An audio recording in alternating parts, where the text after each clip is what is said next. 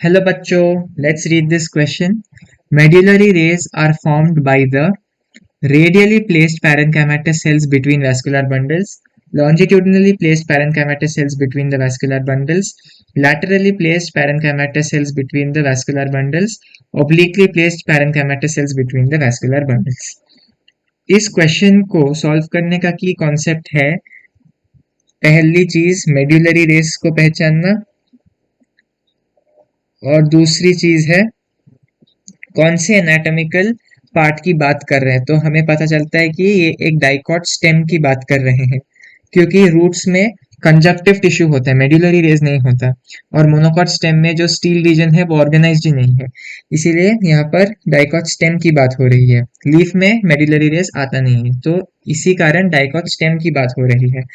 यदि हम dicot stem में देखें, हमें पता है कि यहाँ पर रिंग अरेंजमेंट होता है वैस्कुलर बंडल्स की, ring arrangement of vascular bundles. तो यदि हम देखें कि ऐसा कुछ हमें दिखने को मिलता है, एक डाइकॉट स्टेम के वैस्कुलर बंडल की अरेंजमेंट। अंदर की तरफ जो शेडेड है वो है जाइलम, और बाहर की तरफ जो वाइट है वो फ्लोएम है। ये है जाइलम और ये है फ्लोएम। इन वैस्कुलर बंडल्स के बीच में जो ग्रीन कलर से शेडेड रीजन्स है, इन्हीं को हम मेड्यूलरी रेस कहते हैं। इन्हीं को हम मेड्यूलरी रेस कहते हैं। यहाँ पर जो भी सेल्स प्रेजेंट है इन्हें हम मेड्यूलरी रेस कहते हैं।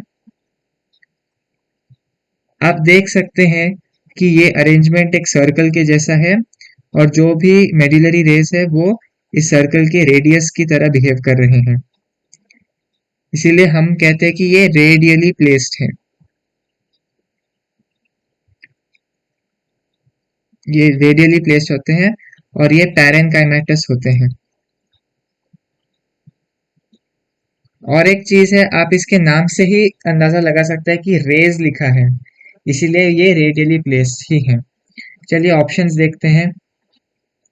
Radially placed parenchymatous cells between vascular bundle सही है, लॉन्जिट्यूडनली प्लेस्ड गलत, लैटरली प्लेस्ड गलत, ओब्लिकली प्लेस्ड गलत।